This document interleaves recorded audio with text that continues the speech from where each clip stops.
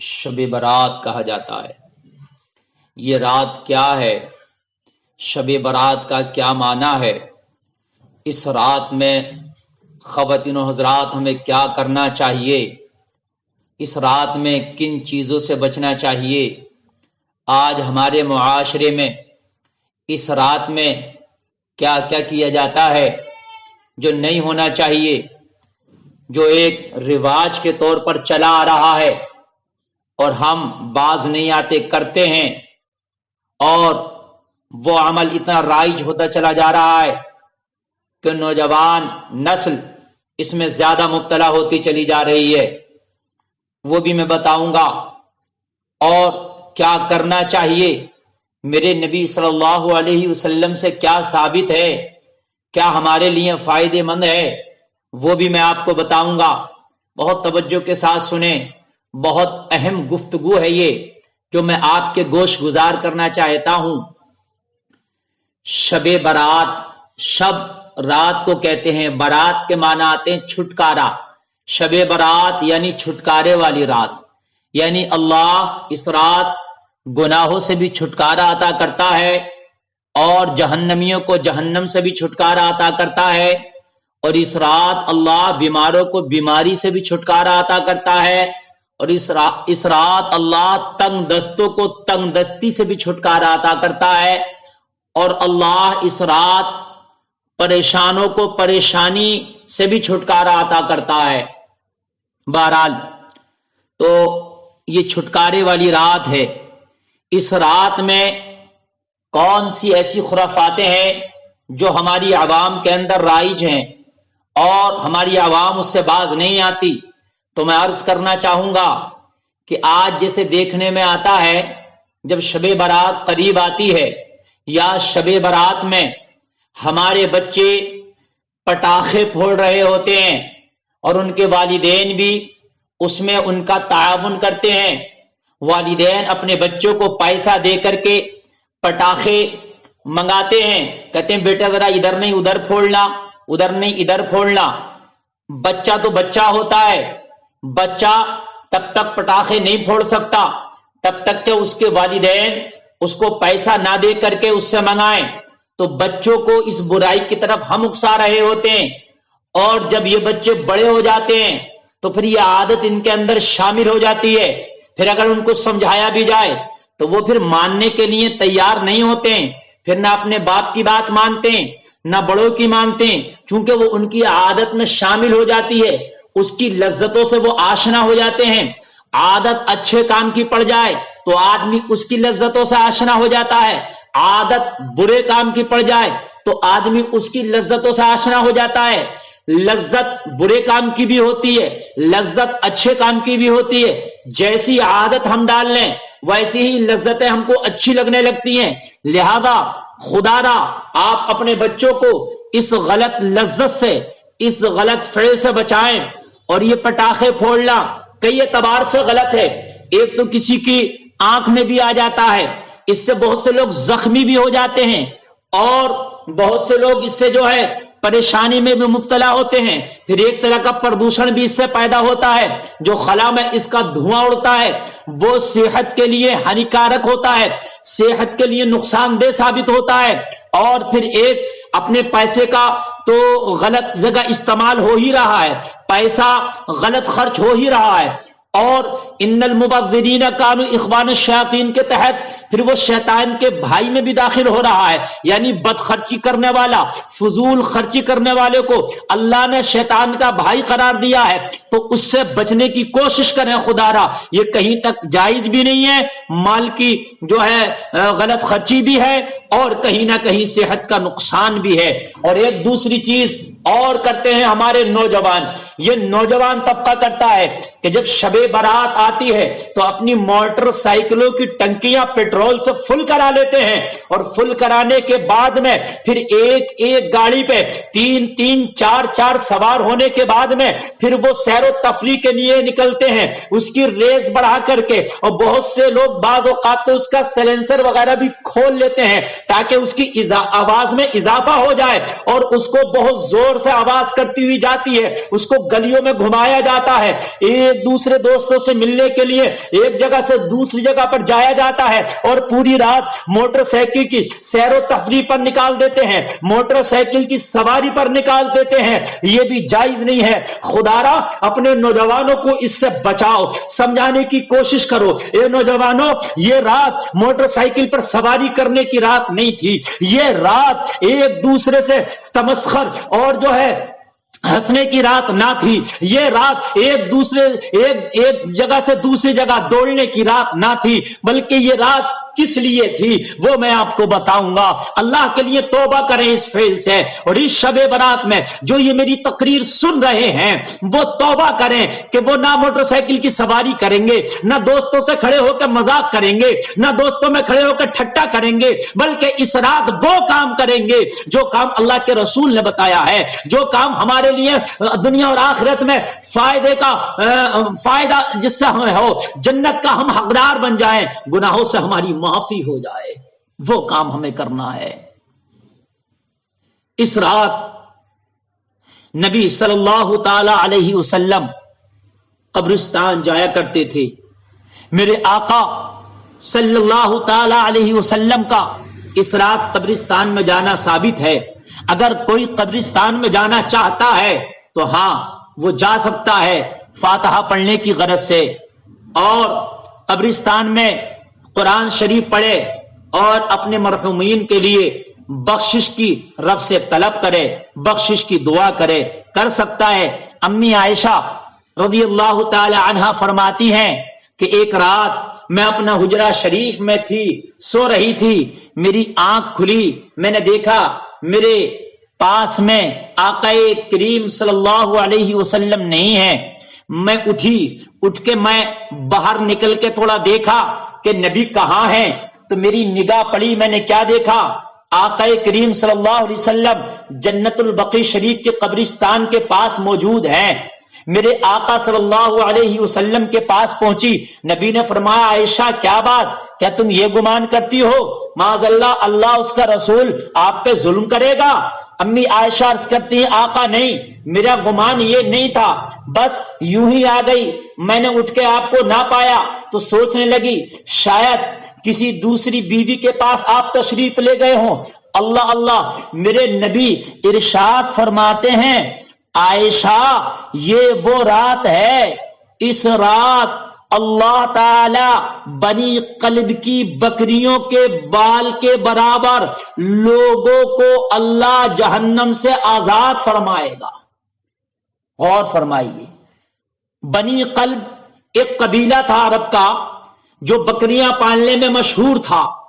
جیسے کچھ قبیلے آج بھی کچھ کاموں میں مشہور ہوتے ہیں، کچھ لکڑی کا کام کرنے میں مشہور ہوتے ہیں، کچھ کپڑا سلنے میں مشہور ہوتے ہیں، کچھ کپڑا دھلنے میں مشہور ہوتے ہیں، ایسے الگ الگ ان کے لقب پڑ جاتے ہیں۔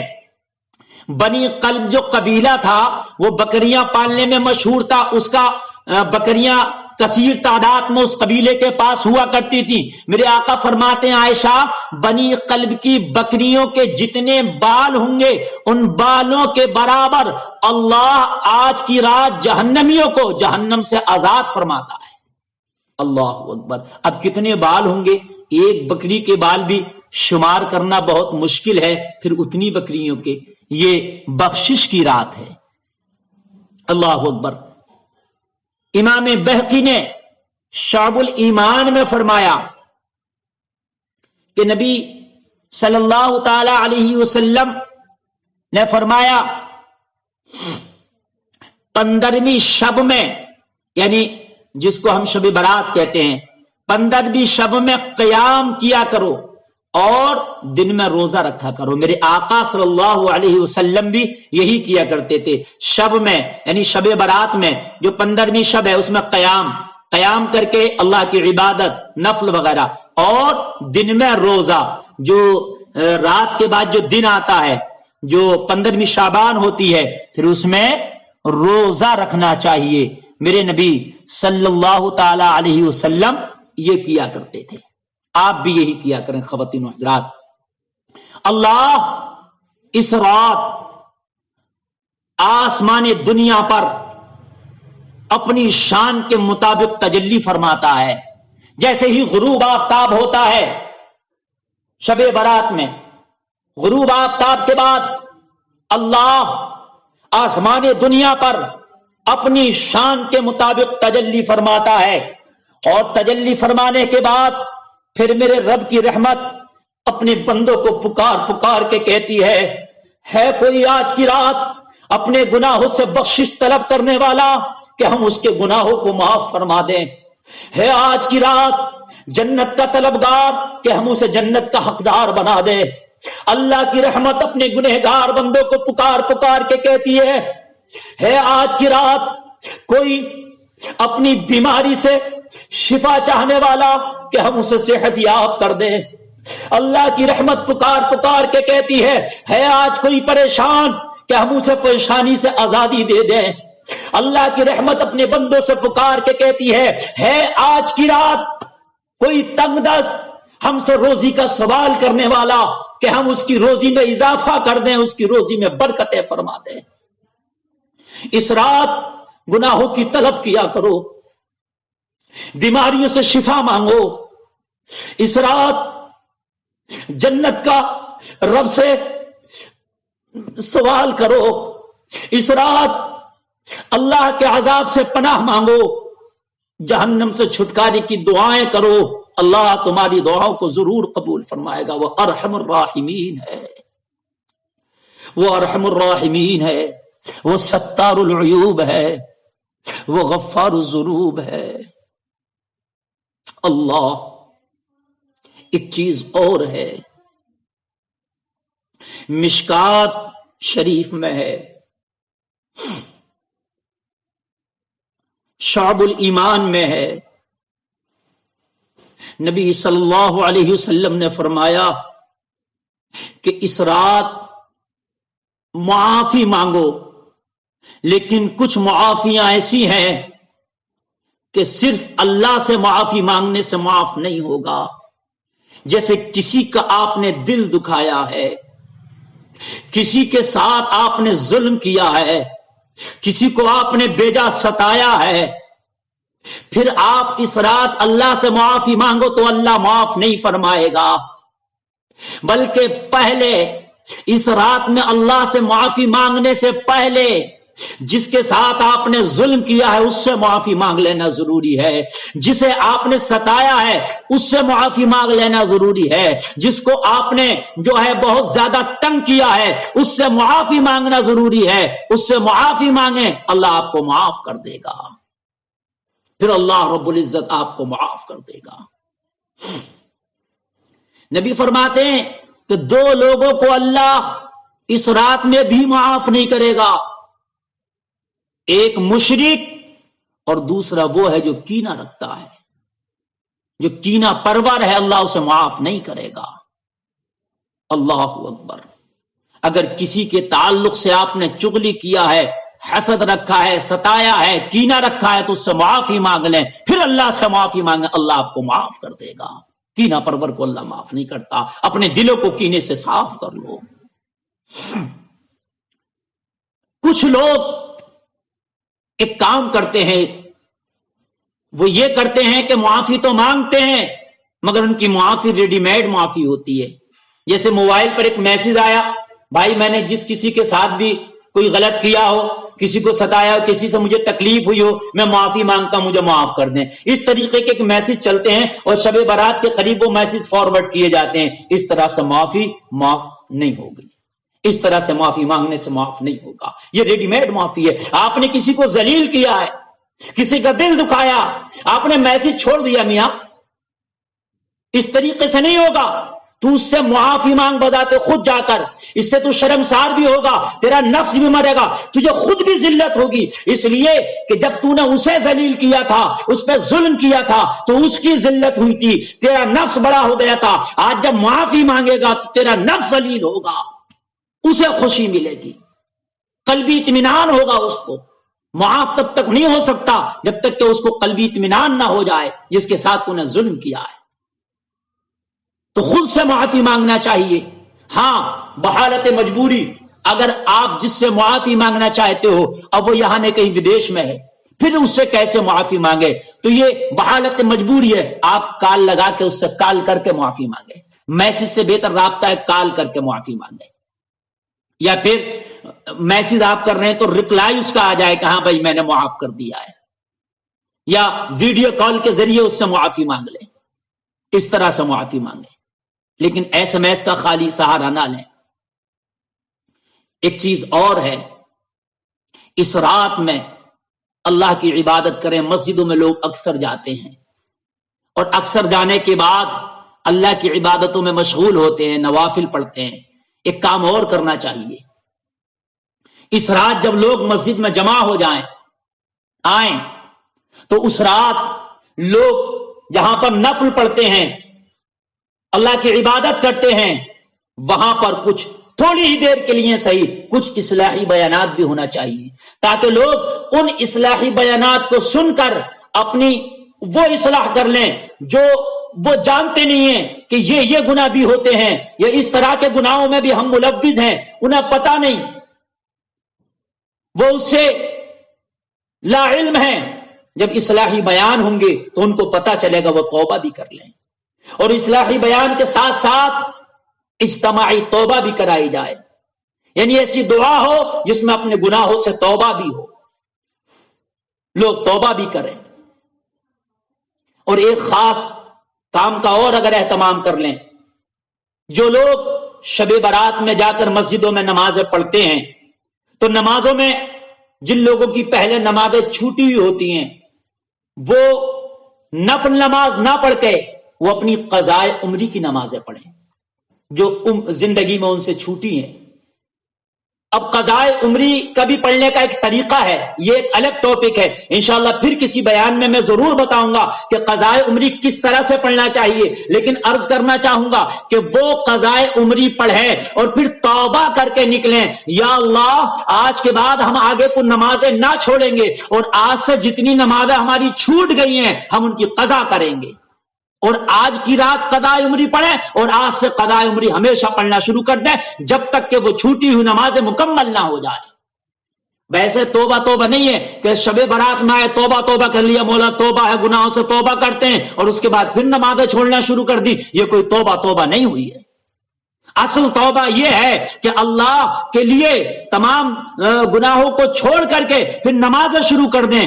اللہ قرآن میں فرماتا ہے ان الصلاۃ تنہی عن الفحشاء والمنکر، نماز بے حیائی بری باتوں سے روک دیتی ہے۔ جب تو نمازیں پڑھنا شروع کر دے گا اللہ تجھے بے حیائی اور بری باتوں سے روک دے گا، اور گناہ تجھ سے چھوٹ جائیں گے۔ تو آج کی رات قضاء عمری پڑھے، اور قضاء عمری جتنی زندگی میں اس کی نمازیں چھوٹ گئی ہیں وہ نمازیں پڑھنا شروع کر دے، اور آگے کو بھی نمازیں نہ چھوڑے۔ ایک چیز اور ہے،